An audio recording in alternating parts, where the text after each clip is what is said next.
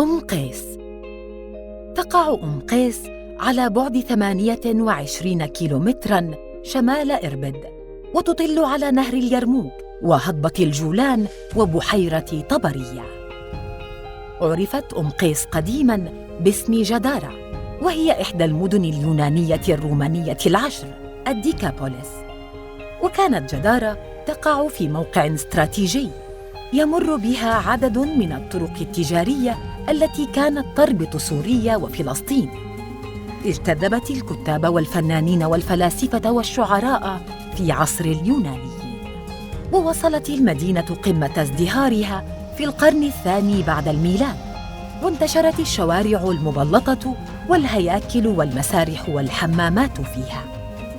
عندما تدخل مدينة أم قيس الأثرية تواجهك عبارة منقوشة على حجر الشاهد الذي كان منصوباً على قبر الشاعر الكبير القديم أرابيوس، يخاطب فيها الضيوف قائلاً: أيها المار من هنا، كما أنت الآن كنت أنا، وكما أنا الآن ستكون أنت، فتمتع بالحياة لأنك فان. واشتهرت أم قيس بنظامها لنقل المياه من الينابيع من مسافات بعيدة لتلبية حاجات الإنسان والحيوان وللأغراض الزراعية.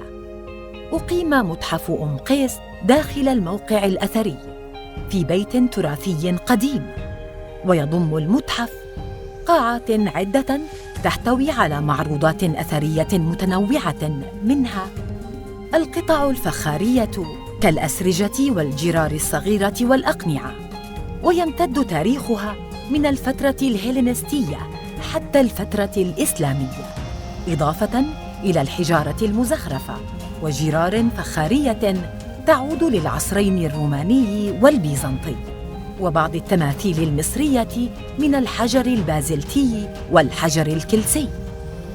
كما يعرض المتحف مجموعة من التماثيل الرخامية التي تجسد عدداً من الآلهة الرومانية وعدداً من اللوحات الفسيفسائية والمسكوكات والزجاج.